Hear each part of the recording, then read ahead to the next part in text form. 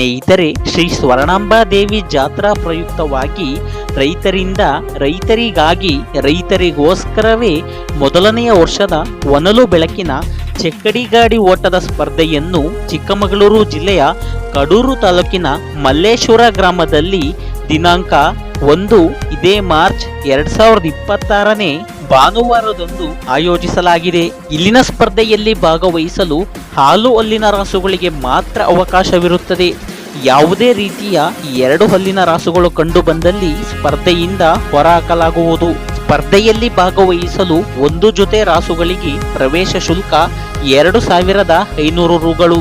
ಪ್ರವೇಶ ಶುಲ್ಕವನ್ನು ದಿನಾಂಕ 28 ಇದೇ ಫೆಬ್ರವರಿ 2026ನೇ ಶನಿವಾರದಂದು ಕಡ್ಡಾಯವಾಗಿ ಕಟ್ಟತಕ್ಕದ್ದು.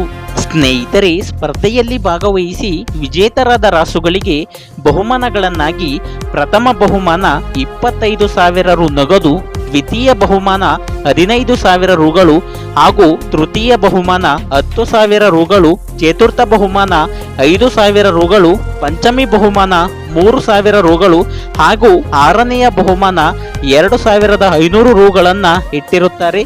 ಎಲ್ಲ ಬಹುಮಾನಗಳಿಗೂ ಕೂಡ ಆಕರ್ಷಕ ಟ್ರೋಫಿಗಳನ್ನು ನೀಡಿ ಸನ್ಮಾನಿಸಲಾಗುತ್ತದೆ.